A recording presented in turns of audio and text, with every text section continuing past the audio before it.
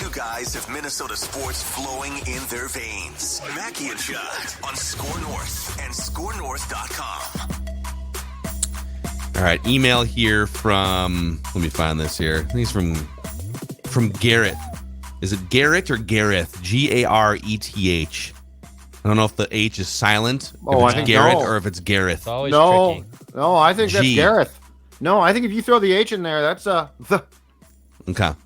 We're going to go Gareth here. He says, hey, Mackie, I think the daily listeners deserve, all caps, deserve a proper and long visit from the Hockey Whisperer. It is much deserved. Judd's Hockey Show needs the Hockey Whisperer to join the show as well. You and AJ did a late night. It was damning. Yeah. I don't know if I mean, Judd's Hawk Show has a great array of characters like Jesse Pierce, AJ Fredrickson, and Declan Goff. I don't know if we necessarily. Why are you being weird and insecure about? I don't take this wrong. Standing on Judd's Hockey Show. The Whisperer has been gone. Yeah, and he's been gone, and now all of a sudden he's just infiltrating Judd's Hockey Show. Wow! He's welcome. Awfully territorial of. He's welcome. Declan, hockey's for everyone. Hockey is for including the Whisperer. Okay. Mm-hmm. Yeah, I feel like I don't know if I like this mindset of like closing off. We're gonna be territorial and we're not gonna. That's not how this works. Well, it's just very convenient that now all of a sudden the Hockey Whisperer is showing back up. That's. Well, no, this is an email from Gareth asking for the Hockey Whisperer. You know what's the Hockey funny? Whisperer has been on in some remote island somewhere after he put his career on the line during last year's playoff run. So.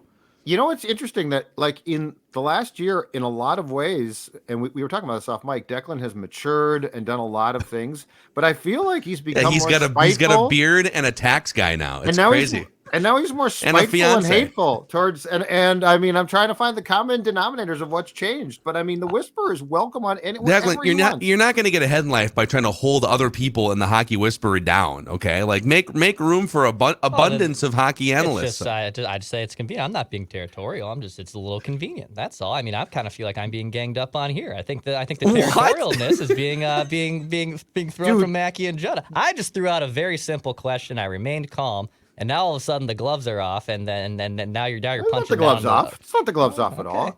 Dude, you were 18 when the Whisperer showed up one day in the studio out of nowhere, completely. I think he was still stinking drunk, and said Nino Niederreiter's going to score. Fun fact: I was 21. That was whatever you were. You were bar experiences. It was one of the greatest days of my life. You were a child. Yeah, maybe we need it. Okay, two things. First of all, the Hockey Whisperer, after putting his career on the line unsuccessfully with a prediction during last year's playoffs, does not come back for regular season hockey. Okay, so we'll just put no need to worry, no need to be territorial. But it sounds like we may need a history update here that 9 years ago, the Hockey Whisperer was born by predicting, like you said, not only that Nino Niederreiter specifically would score the game-winning goal in a Game 7 against the Avalanche, but that it would happen not in overtime, but specifically in double overtime. Okay, the clairvoyance. It's like, how many years does Bill Belichick get after he's clearly like gone off the cliff as a coach? Well, he gets as long as he wants because he coached the Patriots. The Hockey Whisperer gets as long as he wants to decide about what he does with his career. Okay, it's like wrestling, by the way. Oh, you put your career on the line. As long as you sit out like a year, you can come back at any point in time. You're Goldberg. You're kind of Goldberg right at this point, which is not really a great person to be in today's wrestling age. I did see the WrestleMania card came out. I don't see Goldberg on it, so that's good. But I don't think you want to be Goldberg. But hey, that's fine too. I mean, Stone Cold Steve Austin came back, and he was, that's right, pretty good shape last year. So, anyways, my question, not the Hockey Whisperer's question, but old Macadac's question for you guys is: should we be officially on Stanley Cup watch for the Minnesota Wild? Boy, this is such a loaded question because this team hasn't been past the first round since 2015, yet they're 16-1-4. Or as Patrick says, that means they're 16-5 in their last 21 games. He's right. It is weird. It is. Like they did lose those games. Yeah, it's very weird. But they tortured a point from the 4 games, so they still get points in those games. So that's how they justify that. But with the way this team is playing, and like last night, here's the way I would put it, because as Dex and I have talked about, the Eastern Conference is incredible. So, but as far as Stanley Cup representing the Western Conference in the Stanley Cup, with the way they're playing right now, yeah, I think you gotta take it seriously. I think you got to take them seriously, and I think you have to take this seriously. The 2003 flag is back. Oh, wow. That's right. The last time they were in the Western Conference Finals. There, I'll hit the Bear mic Claw's again. in the other studio. I would get the Bear Claw, but I would have to hop like 3 different doors to get so. There it is. I think what's been so encouraging from the Wild side is other players. So they lost their superstar, which and that was 10 games into their amazing streak that they're on with the one regulation loss, and kind of obviously put a pretty big damper on the parade because it was like, oh well, they just lost the most important piece, the guy that's really only scoring goals for them. They've had huge trouble scoring 5-on-5 and just scoring in general. And I guess this is probably going to be it for it. Well, now all of a sudden, Matt Boldy steps up in his absence. The trade acquisitions that they've made, Johansson, Sundqvist, have all made a humongous difference. And probably the biggest factor, right, is the goaltending. I mean, Philip Gustafsson and Marc-Andre Fleury are playing out of their minds. And they have a great defensive structure where the Wild, this has been the Wild's bread and butter for years. I mean, they've had Spurgeon and Brodin and Dumba. They've had all these defensive guys, in their system for 8 to 10 years, it seems like.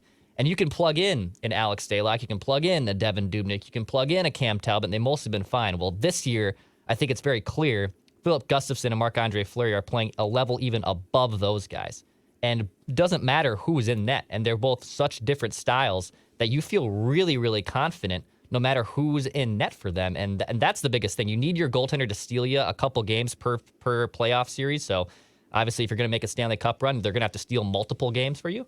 But you feel really good about the Wild's goaltending, and I think that's the most important ingredient for a playoff run. And this is a really primitive way to, I'm sure Declan has more advanced analytical ways to measure this, but in terms of just goals allowed, no team in the Western Conference, as we wake up today here after that win over the Avalanche last night, no team in the Western Conference has allowed fewer goals than the Minnesota Wild. They've now, so they're 4 goals fewer than the Stars and the Avalanche, although, well, I guess, and they have a game in hand. So it's a plus or the other teams have a game in hand. So it's only going to get better as the games even up. Some of that's goaltending, some of it's blue line play, I would guess, but it's kind of a mix of like the old defensive style Wild that, Judd's 2003 flag, that they're doing that as well as any team in the Western Conference and goaltending. But they also, especially when Kaprizov comes back, they also have him now and Boldy, who emerged as these superstar goal scorers. I don't know if you would put Boldy in that category because of a hot March, but the dude's 21 years old. This might be him like realizing his offensive potential for the first time, right?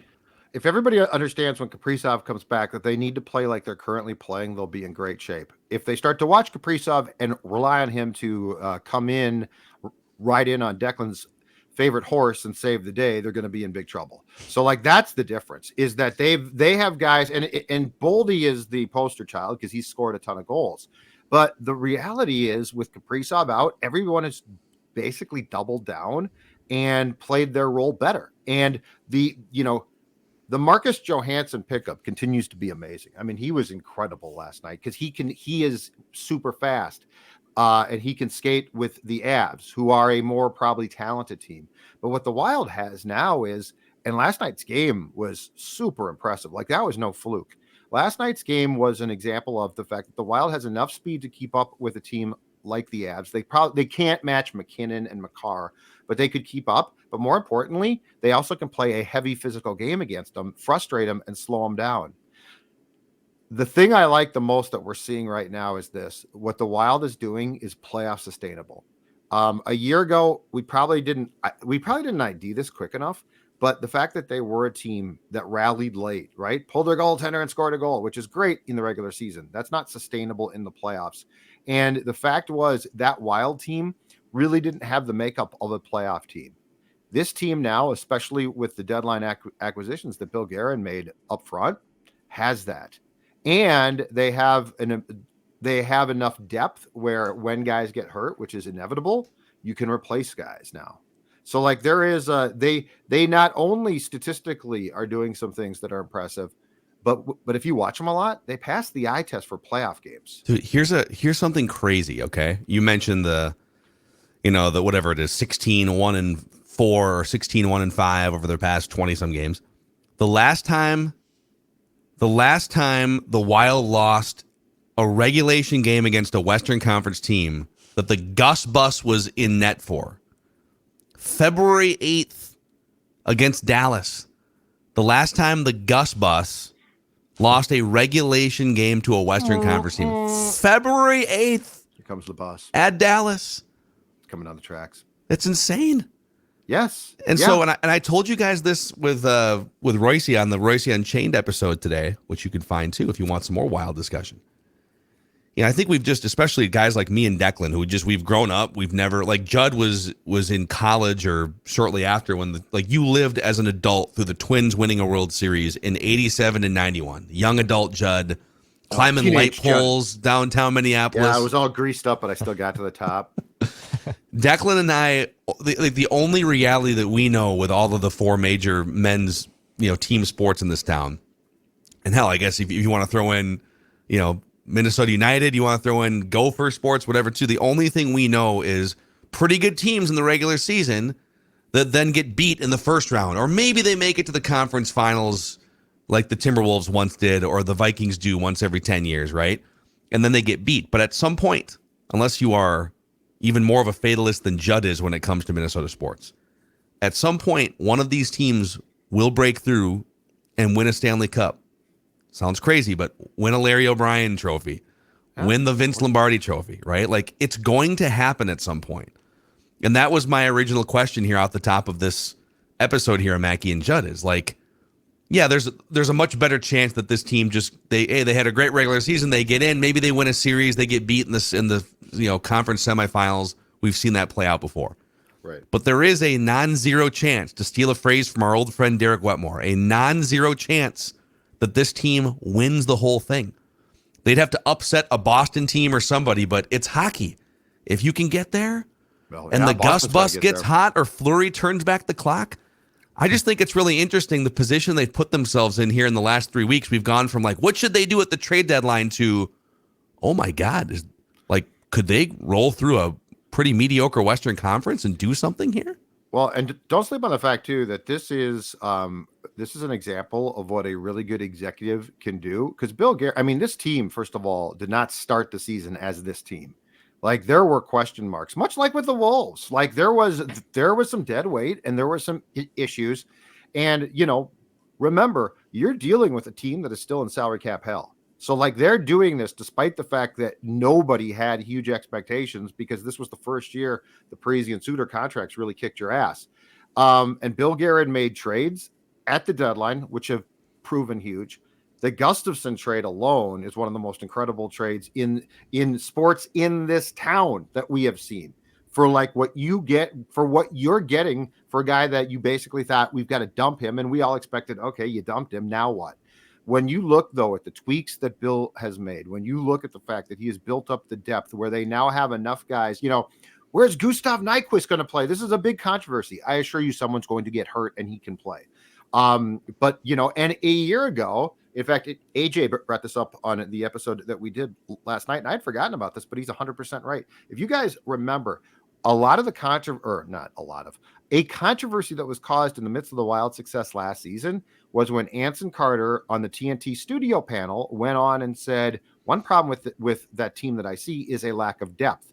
And Wild fans went nuts. They're and the Wild mocked it. Oh, that's the strongest thing on this team. And it really wasn't. But now it is. No one's going to talk about a lack of depth here. So I think the thing that's so fun about this, and the Wolves sort of have this too, is you've got two GMs in town, and Tim Connolly certainly has had a flawed year too. So I'm not absolving him, but you've got two GMs in town, or maybe he hasn't. I don't know. Well, no, but he might have solved the flaw. But two GMs in town who went to a trade deadline and they didn't make the biggest splashes. They didn't make the trade where you're like, oh my God, I can't believe you got Gretzky.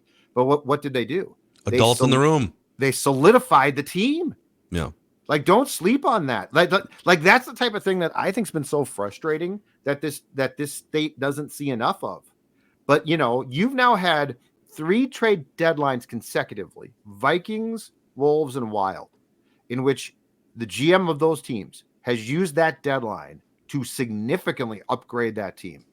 That's working between. That's really, really interesting. And I think it's really heartening to see if you're a fan of those teams. Yeah. They're some of these trades are kind of boring trades, right? Well, the Wild just made 3 kind of just nondescript trades. And Yes. Or, wow, the Wolves actually got rid of a flashy player who might be the best player in the trade for a 35-year-old point guard and some second-round picks. And at the end of the day, the book will still be written on Tim Connolly. I think Bill Guerin's, there's enough to his resume at this point the last few years. Like, they haven't hoisted a cup yet, but like that dude knows what he's looking at.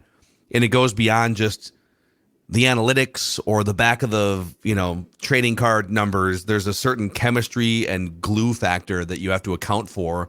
And not all general managers, I would argue that Derek Falvey and Thad Levine have been awful at this part of it. They kind of know what they're looking at when it comes to analytics and different things. But when it comes to, all right, chemistry in the room and getting everyone to buy into something, like you bring in players like Sonny Gray who don't agree with the philosophy of the manager, or you bring in Andrelton Simmons who comes in as an anti-vaxxer, for instance. And I'm not playing either side. I'm just saying, like, from a chemistry standpoint, the Twins have been terrible at that. Yep. The Wild have been great at it. Yep. The Wolves, we'll see. It looks like they've kind of figured it out. But I do wonder if those 3 trades, was it 3 trades or 4? I think it was 3 for the Wild. Sundqvist, Johansson, 4. Nyquist, 4. Klingberg. And Klingberg. Yeah, and you're kind of like Jordan Greenway. I'm not saying he was a cancer in the room, but it's like, just kind of this plotting oaf that he was underachieving, and he's not adding to the situation, right? Yep. Super interesting. And I think that's where Guerin, his playing days, his executive days, make a big difference here, because he was once a guy who was a superstar player. I mean, he was an all-star with the Devils, and then towards the end of his career, he recognized that, hey, I'm no longer the player that I used to be. So how can I benefit the room in Pittsburgh? All right, so this is Sidney Crosby's team now. My prime years are done, but I can still contribute to this team as a player. How do I make Sidney better? How do I make the team better? Same thing as an executive, right? Like, he knows that, all right, this team has Kirill. Boldy is a little up and down, but they need some supplement. They need a shot in the arm. So go get Ryan Reeves. And this team can't score. So why are we getting Ryan Reeves? Well, because the room has to be a little bit better.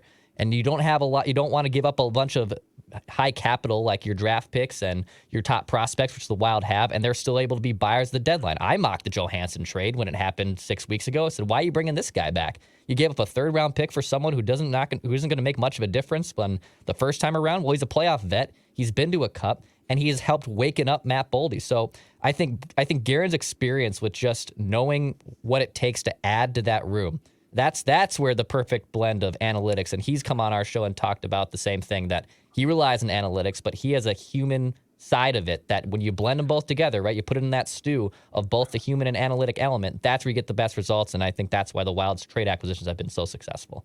And at the press conference that both Dean and Bill held after the Johansson trade, their first thing was, last time around, he was a great fit for us. So, like, it wasn't like he's going to make Boldy great. Like, I'm sure they hoped, right? But what the first thing that both of them said was, JoJo's a great fit for us. He was well liked here. He liked it here. He's going to seamlessly fit in.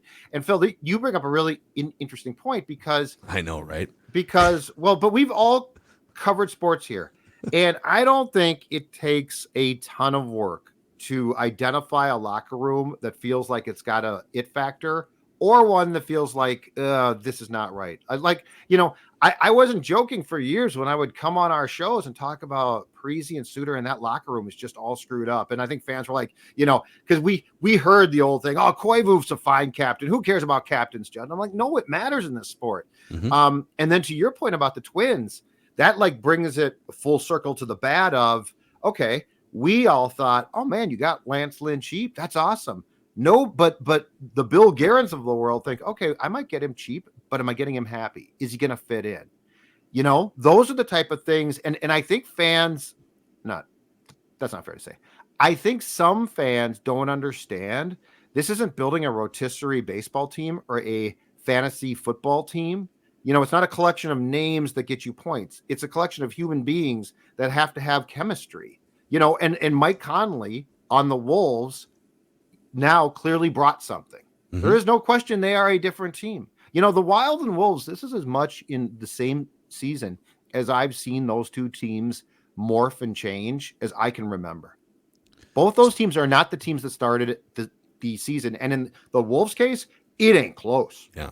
By the way, had my rotisserie fantasy baseball draft last night. Are you still doing that to your poor wife Were you like? Well, I'm in a hours. I'm in a different league with some of the same guys, and we do this other league online. I'm no longer in the one where it's like daily lineup changes. And you're out of the. It's a 10-hour, they said it was like a 10 or 12-hour draft on Saturday. I used to live for that. I can't do it anymore, man. What happened? I can't do it anymore. Life. I don't know. Life. Like, it's hard to. So last night it's a second league, and it's like a 2-hour online draft. And, old Macadac would love to tell you about it. Shohei Ohtani in the first round, Vladdy Guerrero Jr. The 10th pick, man. Ohtani fell to the 10th pick? Yeah, I don't know what these guys are doing. Old Macadac got him, though. Who went first, excited. Trout? No, Trout went after Ohtani. I had to decide between Trout and Ohtani. And then the rest... Are these baseball fans? We've already talked about this way longer than anyone cares about. But I'm sorry. Ohtani. I was trying to get Ohtani and Trout because that would have just been super fun. But anyhow, I'll tell you what. If you're interested in fantasy baseball... Underdog Fantasy is a great place with opening day here today. Get on in. That's right. I can see some pick'em option for Pablo Lopez. You want to ride a little strikeout, little 4.5 strikeouts? I think you can strike out more than 4.5 Kansas City Royals hitters, for God's sakes. Or you can get into some of these drafts. They got the cycle right now.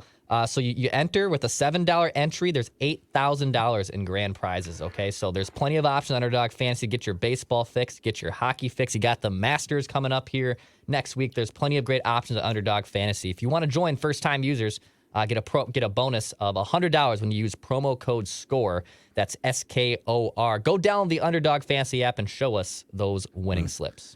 So I think the verdict here is that it's not Stanley Cup warning yet, but it's definitely Stanley Cup watch. The Wild have put everyone on Stanley Cup notice or watch. Yeah, no, that's fair. That's fair. Watch. Yep. If this was an actual warning, you would be told to buy tickets. Yeah, I that's fair. Amazing.